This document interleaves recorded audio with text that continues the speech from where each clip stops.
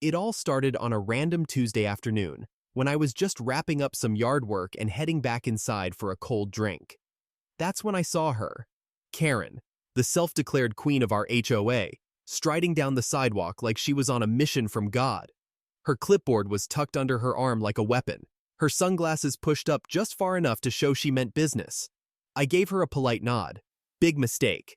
She stopped right in front of my house, stared up at my front steps like they'd personally insulted her, and said, "We need to talk about those stairs." I laughed, thinking she was joking. Spoiler alert, she wasn't. She tilted her head, clearly offended that I hadn't immediately bowed to her authority, and went on to explain that my front steps, yes, the same steps that had been there for over a decade, were out of compliance with community aesthetics. According to her, they didn't match the new guidelines the HOA board had conveniently passed 2 weeks ago. Guidelines, by the way, that no one in the neighborhood remembered voting on. I asked her if anyone else had to make changes, and she gave me that smug Karen smile, the one that says, "I've got the power and you don't." Apparently, the rule only applied to homes that faced the central garden, which, coincidentally, was just my house and maybe one other. I knew then and there this wasn't about aesthetics. It was personal. She didn't like me. Maybe it was because I never showed up to the HOA meetings.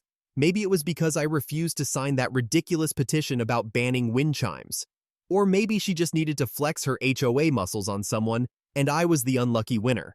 I kept calm and told her I'd look into it, which really meant, let's see how deep this rabbit hole goes. And trust me, I was already digging. But the thing about Karen is, she doesn't just knock once and leave. No, she comes back.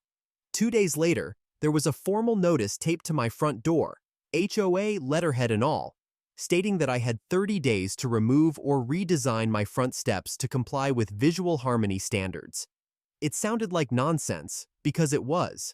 But now it wasn't just a weird conversation, it was official. That's when I knew this wasn't going away on its own. She'd made it a mission. And if she wanted a mission, oh, I had one for her too. The notice on my door was just the beginning. At first, I thought it was just one of those ridiculous HOA flexes that would fizzle out once I ignored it. But no, this wasn't a random warning. This was personal. Karen had decided to make my front steps her personal hill to die on, and she was gearing up for war. Within days of that first letter, I started noticing subtle changes around the neighborhood. New signs popped up near the park. Flyers appeared in everyone's mailbox. Official-looking HOA updates with wording that somehow always seemed to circle back to community standards and uniformity. And guess whose house was pictured, blurred but unmistakable, as the bad example of non-compliance? Yep, mine. It was laughable at first. I mean, come on, how threatening can a few concrete steps be? But Karen was playing chess, not checkers, and I quickly realized she had the entire HOA board in her pocket. You see, Karen had been living in our neighborhood for over a decade, and she'd wormed her way into every corner of power. She wasn't just a member of the HOA board, she was the vice president, which meant she could propose rules, twist interpretations, and stack the meetings with her friends who'd vote however she wanted. I went to my first HOA meeting in years just to see it for myself, and the moment I walked into that stuffy clubhouse room, I knew I was outnumbered. There she was at the front of the table, sipping lemon water and wearing that smug little smile. "Ah," she said when she spotted me, "the homeowner with the stair issue. Glad you could join us." The room chuckled, but not everyone. A few neighbors exchanged glances with me, sympathetic ones. I wasn't alone, not entirely, but Karen dominated that room. She controlled the agenda, redirected questions, and dismissed concerns with fake politeness that felt more like a slap in the face. One neighbor tried to speak up about the unfairness of the new aesthetic rules, and Karen shut her down with, "Let's stay on topic, please." And the topic, of course, was my steps. She even read aloud a complaint from an anonymous neighbor claiming the steps were a visual obstruction and posed a tripping hazard. Funny thing, my steps were wide, evenly spaced, and far from the sidewalk. No one had ever tripped on them in a decade. But Karen wasn't concerned with facts. She was crafting a narrative. And the more I pushed back, the more aggressive she got. A week after the meeting, I received another letter, this time threatening daily fines if I didn't comply within 15 days. 15. That wasn't standard procedure, and I knew it. I checked the HOA bylaws, and sure enough, there was supposed to be a 30-day grace period, plus a hearing if requested. So I sent a written request for a hearing. And surprise, Karen responded saying the board had unanimously agreed no hearing was needed in my case due to clear visual evidence of non-compliance. Basically, she shut the door before I even knocked. That's when it really sank in. Karen didn't just enforce the rules, she was the rules. She created them, bent them, weaponized them, all under the guise of maintaining standards. One morning, I found her standing on the sidewalk with 2 other board members, pointing at my house and whispering. I stepped outside and asked if they needed something. She didn't flinch. "We're evaluating properties that may require updates for compliance," she said, clipboard in hand. The other 2 nodded like puppets.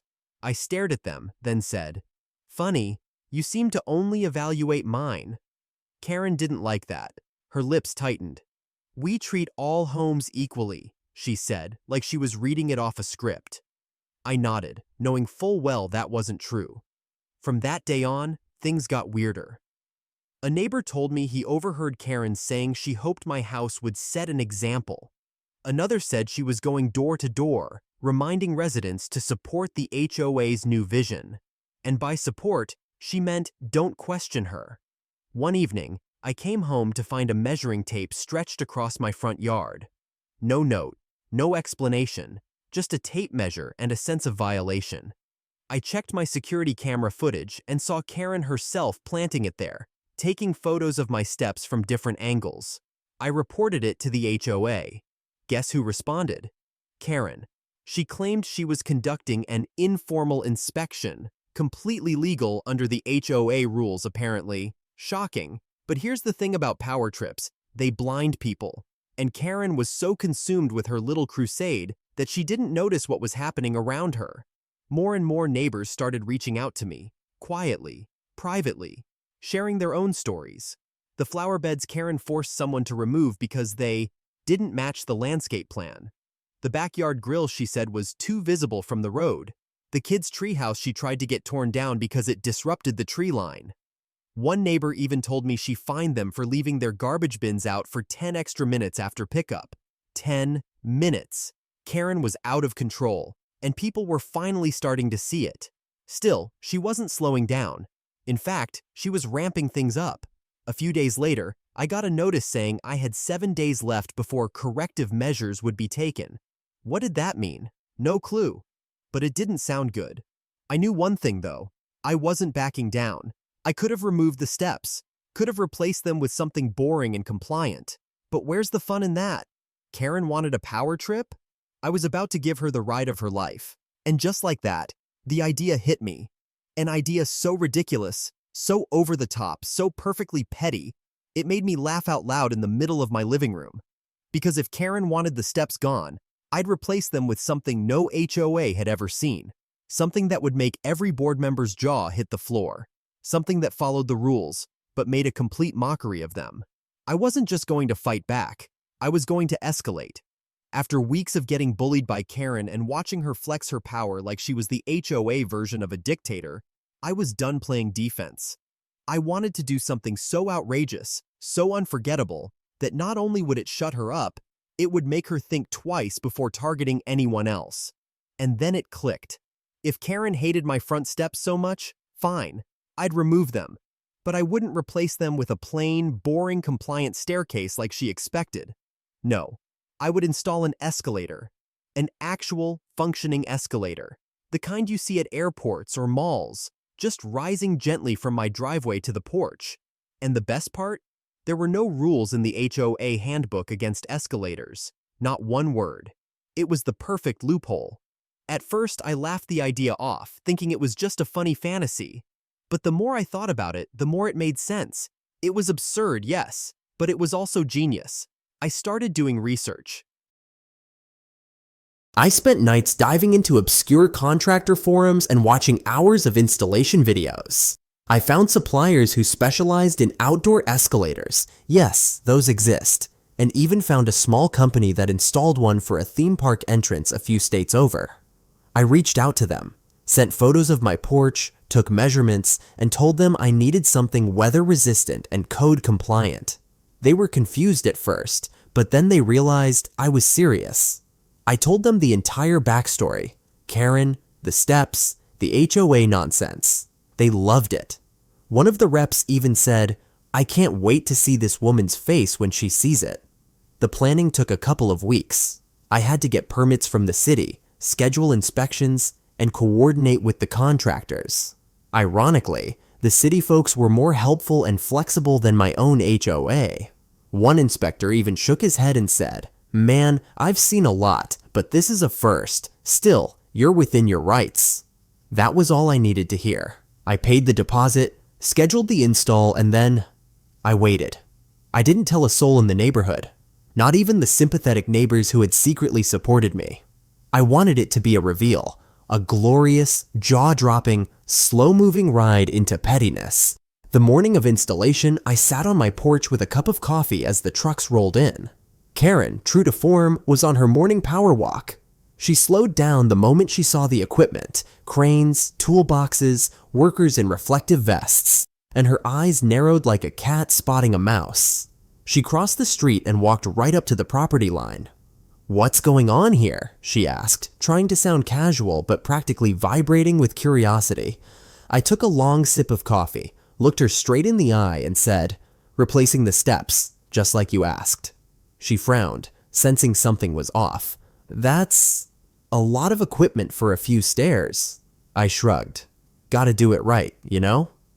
The next several hours were pure, unfiltered chaos. My front yard turned into a mini construction zone. The old steps were demolished, the foundation leveled, and the escalator framework put into place. Karen kept coming by in intervals, pretending to walk her dog or check the mail, even though she didn't have a dog and the mail wouldn't come for hours. Each time, her confusion deepened. By mid-afternoon, the base of the escalator was fully visible. Shiny stainless steel rails, heavy-duty treads. It looked like it belonged in a shopping mall. A neighbor walking by stopped in disbelief and asked, "Is that an escalator?" I grinned. "Sure is." His laughter echoed down the street. Karen, who was standing close enough to hear, turned pale. That evening, with the structure in place and the wiring set to go live the next day, I sent a quick email to the HOA board with the subject line, "Steps removed. Compliance complete." Attached was a photo of the escalator with the caption, "New access installation in progress, fully up to code." I got no response that night, but I knew it was coming. And oh, did it ever. The next morning, I woke up to 3 emails, one from the HOA board, one from Karen directly, and one from some guy named Terry, who apparently handled legal compliance for the HOA. The tone? Panic. Karen's email was passive-aggressive perfection. "While we appreciate your prompt compliance, we are concerned that the escalator may fall outside of approved materials or visual harmony." I nearly choked laughing. Visual harmony? They just couldn't let that go. I replied with a single sentence. "Please refer to the HOA guidelines. No such specifications exist for escalator-style entry." Terry's email was more formal, full of legalese and vague threats about further evaluation. I welcomed it. I had the permits, the inspection approvals, and receipts to back everything up. Let them dig. And while they scrambled, the neighborhood came alive. People stopped by every hour to take photos, ask questions, and laugh with me. Some of them were people who'd never even spoken to me before, but they loved it. One guy said, "Man, this is the biggest middle finger I've ever seen, and it moves." The kids adored it. Every afternoon, a few of them would come by just to ride up and down, with my supervision, of course. I even put up a little sign, "HOA approved vertical travel solution, enjoy the ride." Karen, meanwhile, was spiraling. She tried to hold an emergency HOA meeting to vote on banning escalators, but too many neighbors had already seen the absurdity of the situation. For once, people spoke up. One woman said, "Why are we policing someone's stairs when the community pool still has green algae?" Another guy added, "Karen, we didn't vote on any of these stupid aesthetic rules. You and your friends did." The mood was shifting. The power she once held was slipping. Fast. But of course, Karen wasn't the type to go down quietly. She filed a formal complaint. Yes, a formal complaint, alleging that my escalator caused noise pollution, obstructed views, and was a safety hazard. The board launched an investigation, an actual, real HOA investigation. They sent 2 people to observe the escalator in action. One of them, a tired-looking woman in her 50s, watched it go up and down for 10 minutes and said, "Honestly, this is the quietest thing I've seen in this neighborhood." The other just laughed. "It's a stair alternative. He's technically within his rights." Karen's complaint was dismissed the next week. No violations found. And just like that, the tide turned completely. Neighbors who'd once stayed silent began attending meetings again. They pushed back on Karen's proposals. They questioned her decisions. Someone even started a petition to remove her from the board. And guess what? It passed. Karen was voted out by a 2/3 majority. For the first time in a long time, the neighborhood felt lighter, freer, even a little fun. But Karen didn't disappear. She still lives a few houses down, still peeks out her blinds whenever the escalator hums to life, still walks by slowly, pretending not to look. I always wave. She never waves back. And the escalator? Still there, still running, still perfectly legal. Every time I ride it up to my porch, I smile, not just because I won, but because I proved that even in the pettiest of battles, creativity can be the sharpest weapon.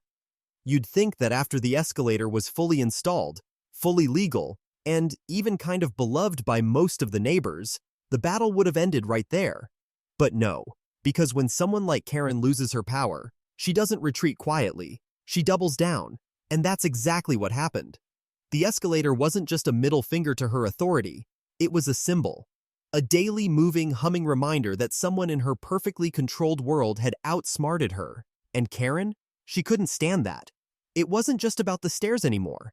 It was about control, about pride, about the illusion that she ran the neighborhood. So when she couldn't take me down directly, she did what people like her always do. She weaponized the HOA. The first sign of the backlash came subtly. A notice taped to my door in a crisp envelope from the HOA Compliance Committee.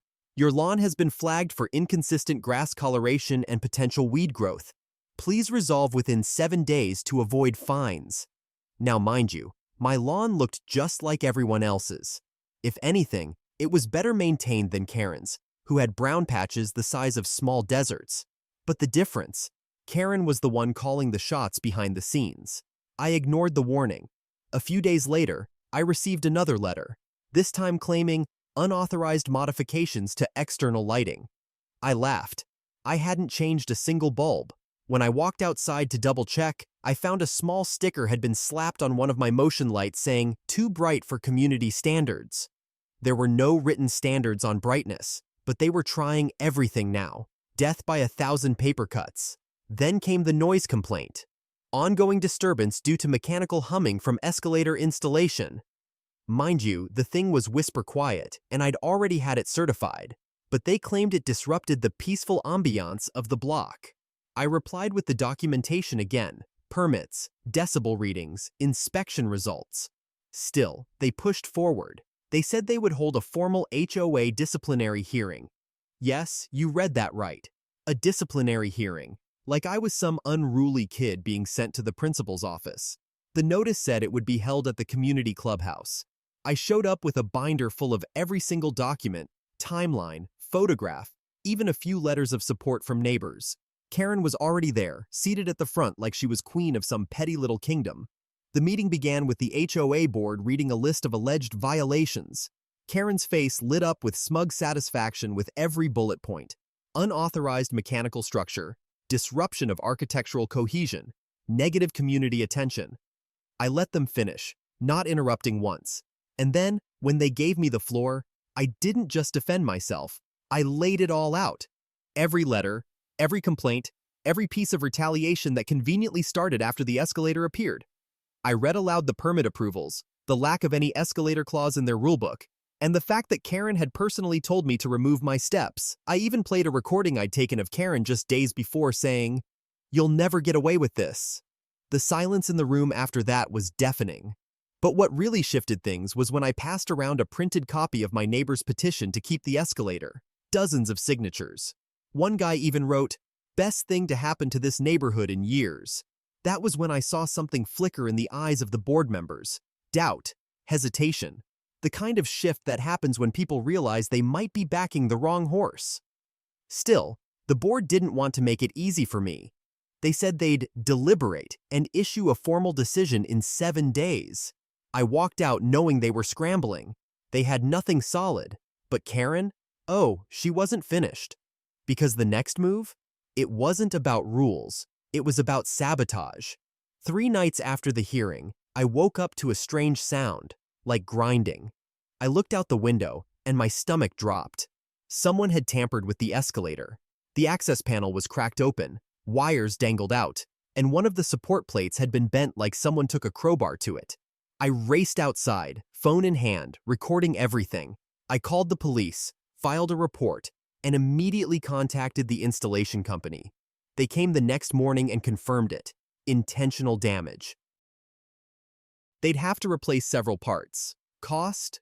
Thousands. I didn't say anything publicly. I wanted to be smart about this. Quietly, I installed a full set of motion-activated security cameras, high-res, night vision, cloud backup, and I waited. Sure enough, a week later, around 2 a.m., the cameras caught someone sneaking across my yard with gloves and a tool bag. The footage was crystal clear. It wasn't Karen, but it was her friend, the same woman who once tried to measure my fence for symmetry. I turned the footage over to the police. She was questioned, and guess what she said? Karen told me it was okay. That was the sentence that cracked everything open. The police didn't arrest anyone, but they did cite her for trespassing and vandalism. I sent the report straight to the HOA board. No words, just the file. 3 days later, the board issued their decision. All complaints against homeowner dismissed. HOA will revise architectural guidelines moving forward. That was it. No apology, no accountability, but the message was clear. They lost. And Karen? Her fall from grace was swift. Word of the vandalism spread through the neighborhood like wildfire. People started talking, really talking. Her inner circle crumbled. That monthly newsletter she used to write? Canceled. Her attempts to run for board re-election? Crushed. She became a ghost, still present, still bitter, but irrelevant. I, on the other hand, became something of a legend. The guy who fought the HOA with an escalator and won. People came by just to see it. A local blogger even wrote about the story with the headline, "The Escalator That Brought Down a Tyrant." Every time I step onto it, rising slowly up to my porch like some suburban king ascending his throne, I can't help but smirk. Not because I won, but because I never backed down. And even now, I know Karen's probably watching from her window, stewing in silence. And I hope she is, because every gentle hum of that escalator is a reminder. She tried to break me, and all she did was make me rise higher. They say victory tastes sweeter when it's earned the hard way, and in my case, it tasted like pure satisfaction laced with a hint of irony. I wasn't expecting to win the way I did, not after all the petty complaints, the vandalism, the bogus hearings, and the late-night sabotage attempts. The HOA had thrown everything they had at me, backed by Karen's obsessive need for power, but I didn't just survive it. I outsmarted them, and I did it with something as ridiculous and brilliant as a front yard escalator. And just when I thought the storm had passed, the most unexpected twist came from the last place I imagined, the community itself. It started with a knock on my door. It was Mr. Gonzalez, the elderly man 2 doors down, who'd kept to himself for years. He stood there holding a plate of cookies, yes, actual cookies, and said, "You did something we've all wanted to do for a long time." I thought he meant the escalator, but then he added, "You stood up to Karen, and you did it smart." That moment hit me harder than any HOA fine ever could, because suddenly, it wasn't just my victory, it felt like ours. Every homeowner who'd been steamrolled, every neighbor who'd stayed silent out of fear, every person who had bitten their tongue just to keep the peace. After that, it was like the whole neighborhood came alive. People who barely nodded at each other started having porch conversations. A couple of folks helped me plant new flowers around the escalator base. Someone even offered to paint a mural on the wall beside it. The rise of the people, they called it. I laughed at first, but then I realized they were serious. What was once just a sarcastic solution had become something more, a symbol that reminded everyone they weren't powerless. even when it felt like the rule makers were untouchable. And then came the biggest surprise of all. The HOA board, the same group that once hounded me with bogus infractions, sent out an announcement for their next election cycle, this time encouraging new candidates, people who represented a broader range of community voices. It was the most neutral way they could admit Karen's influence was officially over. And just like that, a neighborhood that once tiptoed around her ego was breathing freely again. Karen, meanwhile, was nowhere to be seen. Her reign ended not with a dramatic explosion, but with a slow, steady unraveling. Quiet, almost pitiful. A few weeks later, I hosted a small BBQ, nothing major, just hot dogs, burgers, music, and laughter. Neighbors dropped by with their kids, folks brought side dishes, and for the first time in ages, people smiled without looking over their shoulders. My Escalator? It became the unofficial mascot of the party. Kids rode it up and down, adults took selfies, and someone even played dramatic music from their phone every time someone ascended it. It was ridiculous, and absolutely perfect. As the sun dipped and string lights flickered on, I looked around at this strange little victory of mine. The Escalator wasn't just about mobility anymore. It was about motion, progress, change. It was proof that when you stop letting bullies rewrite the rules, you can build your own staircase. Or, in my case, your own moving walkway to peace. If you're still listening, let me say this. Don't underestimate what a little defiance, a lot of paperwork, and just the right amount of creativity can do. People like Karen thrive on silence. They feed off your hesitation, your fear of rocking the boat. But the moment you speak up, the moment you choose to build instead of bow down, that's when the real shift begins. You don't need to fight loud, you just need to fight smart. And if you love this story, if it made you laugh or think or made you want to stand up to your own neighborhood tyrant, then this channel is exactly where you belong. Every story here is real, raw, and ridiculously satisfying, so hit that subscribe button and join the ride. Because trust me, the escalator's always moving, and we're only going up from here.